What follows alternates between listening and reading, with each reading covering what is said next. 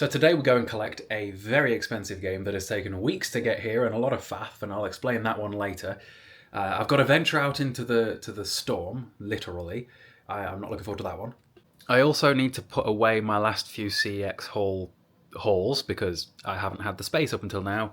Now that I've removed all the Xbox stuff, well, not all of the Xbox stuff, a lot of the Xbox stuff, and freed up an entire new shelf. Which also means that I can now buy some games that I was potentially not looking at buying before due to the fact that I didn't have the space. Yay me. So in my trip down to the collection point to collect said game, hopefully the game is okay, we will pop into CEX because they're interested in seeing the game as well. A couple of the guys in there, hopefully they're working today, if not, out of luck. But yeah, we'll put some stuff on the shelf. My room at this point is overdue a bit of a tidy up, as it were. Also, before I head out, let's show you my process for how I do this, shall we? So basically, I've got a list of the games on my phone that I'm chasing down at any given time. And then every day, sometimes several times a day, because I find it fun, I will take a look at CEX's stock checker and see if they're in a CEX anywhere near me. So Alien Colonial Marines for the PlayStation 3 is a game that I'm after. We'll come on here, check the stock. Is it in any of the CEXs anywhere near me? Hang on, let's filter it down a bit, shall we? So, no. The nearest CEX that has one to me is Sutton Coldfield. That's a no. What else should we look at? Hang on, if it'll work. Here's one that I'm expecting is nearby. Judgment and Lost Judgment. I didn't realise that Judgment was a Yakuza spin-off as well as Lost Judgment. I just presumed they were two different games. Two different things entirely. But no, they are apparently the same thing. Oh, so yeah, nope, nowhere near for that one. Great. What about Lost Judgment?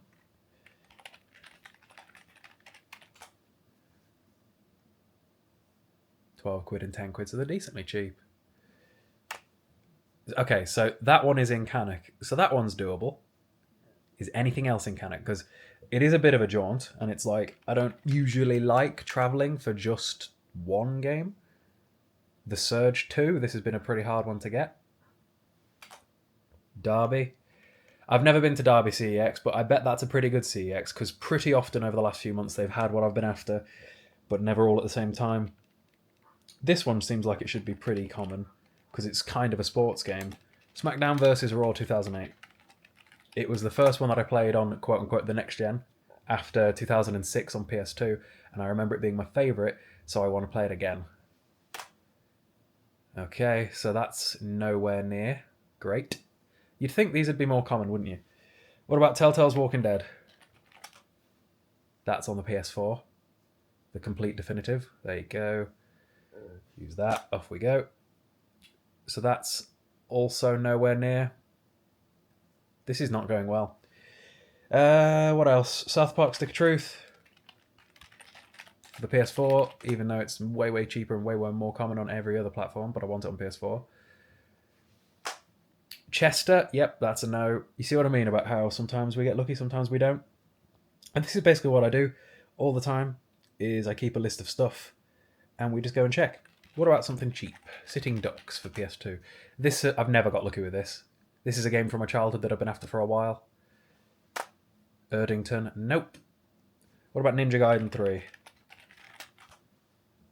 The regular version, not Razor's Edge, because it's way cheaper. Wolverhampton Wolf Run, so that's not completely out of the way. That's feasible. Anyway, I presume you get the gist of how this works. Ruby, need to take you for a wee-wee so that we can leave the house. What are you doing? This is one stupid dog. I genuinely think we've got a bit of a thick dog, but I remember before we got a dog, I read a thing that said you want a stupid dog, because a smart dog will be aware that you are gone and be taking a problem with that the second you're not in the house. A stupid dog will shut its eyes, go to sleep, and not even realise you're gone until the second you get back. And that's better. And we have definitely got a bit of a stupid dog, haven't we, Rubes? Haven't we? The lights are on, but there's absolutely nobody home. Paw? You can't eat my camera case. Thank you. You still can't eat my camera case. No. This is just the sort of thing she'd love to chew. You need to go for a wee-wee. Come on, Rubes. Okay, time to collect the game. I have no idea where from. Apparently it's in between here and CEX.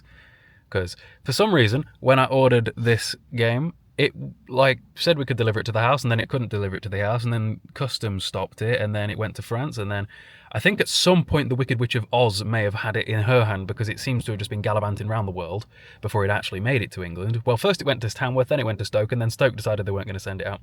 Then the fella came to sit in front of our house, but even then he didn't know what to do, and he went apparently yesterday. It's been a whole rigmarole trying to get this game.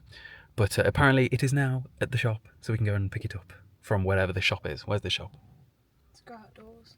I don't know what that is, you keep saying that. But let's go find it. It's raining, so probably can't use the camera outdoors.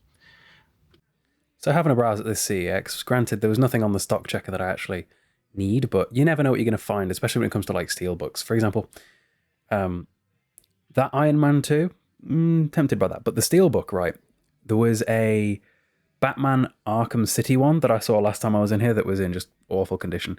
I'm after Just Cause 2, but both of those are a platinum hits, and I'm not about that life. Definitely not on PS3. The platinums on PS3 are arguably uglier than the PlayStation 2 versions. Still on the lookout for Alien Colonial Marines, Borderlands Game of the Year Edition. I noticed here we got Resident Evil Outbreak, but platinum. I already have that. Also, technically, some more platinum cool stuff too. There was the 3 Tekkens, which are cool. That was a pretty expensive PS2 game to have on the shelf. Need for Speed Wanted, most 28 quid. In a lot of the CXs I go to, a 28 quid PS2 game would be behind the shelf. But yeah, those 3 Tekkens in platinum, I had to replace my platinum Tekken Tag Tournament. That took a while. But yeah, some pretty cool stuff today. Nothing I really need, but cool nonetheless. This Big Buck Hunter here as well, I'm tempted by. The Bioshock collection, there's 3 of them. I need them, but all 3 of those were in awful condition. Like, one of them looked like it had exploded when I actually checked the boxes. I don't know why they were always in such bad condition. It's cardboard, but, you know. And Lost Judgment, which is a game I need on PS5, not PS4, sadly. This is a larger box than I was expecting, but at least it's well packaged, because, you know, what, 350 quid game, something like that? Granted, that's the cheaper price. It was like 500 like a month ago or so got a good deal on this, even with the import tax of like 70 quid. Okay, we're home. I picked up one game from my local CEX, and it was Uncharted the Nathan Drake collection. Reason I needed that is because my version of it is a case that I created myself. Pretty good creation, I would say. A lot of confusion in that video where I got rid of my Xbox stuff about what's real and what's fake. Everything is real. Every game is real. Every case that I have is representative of said game. It is a PAL disc, etc. It's just that, like I said, I had to recreate some of my own cases when we moved. Anyway, let's get the big boy open, shall we? And show you what I got. What exactly have they packaged this with? Like, magazines? I don't know. Let's dig around in here though, shall we? Oh my lord. Oh, okay. Properly buried. Anything else as extras? No. Now to get this open as well. Okay, so the big reveal. We have a sealed copy of Rule of Rose for the PlayStation 2, which for a long time was the 3rd most expensive PlayStation 2 game that you could get. It has recently devalued a little bit because they keep finding a few more, and another game has gotten more expensive. But this version in particular is still a £450 game because of it being in mint condition and still factory sealed. I'm tempted to unseal it, but I don't know. We'll see. I'll think about it. So, along with Kuon, we got some cool old horror games now. I'm pretty glad that I waited with a Rule of Rose, because when I got Kuon, there was a Rule of Rose next to it, but it was £440 at the time and didn't have a manual. I paid, I think, what did I pay for this? I can't get this to focus, and it's really annoying me that I can't get it to focus, but I've been trying for a couple of minutes. But it was €299, which is about £270. Adding on to that, I also paid like £70 import tax. So, what, just shy of £350-ish pound, which isn't bad. Because, like I say, the mint version of this at CEX, which is obviously what I would get because it's sealed, is sold for $450 at the moment. what I'm going to do is, for the sake of social media, and they've already agreed to this because I know them all pretty well now, they're going to get me a sticker printed off so that, just like Kuon, I can have a sticker on the front of it, because on short form content like TikTok, right, just having that sticker earns money. That sticker alone stops people scrolling and gets views. Having the second one there, and having 2 games that total over £1,000 as from CEX, that'll be good for social media. So I'm going to get a sticker printed. They did the same for Godzilla for the PlayStation 3. And yeah, this is getting very cool. I'm going to have a rearrange of my shelves, I think. So for a long time, my 9 display games have been Kuon, the 2 Forbidden Siren games, Silent Hill 2, 3 and 4, and then the Project Zero trilogy. But I'm thinking I'm going to change this up a little bit and put some different stuff up there, because I just like variety, and it'd be kind of cool to have Rule of Rose up there as well. I think I'll stick Haunting Ground up there and maybe Obscure. I don't know. Give it a second. Give me a minute to think. So yeah, Rule of Rose, Kuon, and Haunting Ground, because Haunting Ground's another pretty expensive horror game. Forbidden Siren, I think, is more expensive. Forbidden Siren 2, anyway, I'm pretty sure is more expensive than Haunting Ground. But realistically, I don't put these here for the price. Like, the Silent Hills are not too insane. Project Zero 3 in particular has gone up tons since I got it. Pretty sure I got it for like 80 quid about 3 months ago, and it's now like 150. So that's shot right up. But yeah, there is other stuff that's cool I could put up there, like the obscure games, because they're pretty rare. Resident Evil Survivor 2, the Silent Hill collection as well. I might keep an eye out for Michigan Report from Hell, which is currently in third place, most expensive. It's the next most expensive game that's overtaken Rule of Rose, and I think it's supposed to be another horror game, so like it does suit me. Like Gun Club, the most expensive PS2 game, at like £800. I want it because it'd be cool to have to say and to display and all that sort of thing and to make videos on. But I know I'd never actually play that, whereas Kuon and Rule of Rose and Haunting Ground, all these horror games, I actually do plan to play at some point, and they are something that I actually like because it's a horror game, whereas Gun Club I don't think anyone cares about. Probably why it got so expensive to begin with. It'd be cool to own it just to have the big 3, but yeah, I don't know. Michigan Report from Hell though could earn its way up there, perhaps. Maybe that'll be my next thing in a few more months' time. We'll see. I'll keep an eye out for it. I also don't know whether I'm going to unseal Rule of Rose or not, because initially I was planning to, but now it does kind of look pretty with the seal on it, and it will one day make it worth more. And it's like, oh, I don't know. I was tempted originally when I bought that one to buy 2 because of that listing being so cheap compared to all the other listings, and unseal one and keep the other one to sell on at some point and make profit from. But with how much faff it has been to get that here, because initially it was supposed to come a week ago, but then apparently even though it was supposed to come a week ago, it was still stuck in Italy, stuck at customs. It says on the UPS tracking that there was some sort of, I don't know, that some sort of government organisation had seized it temporarily, and I had to wait for that to get done.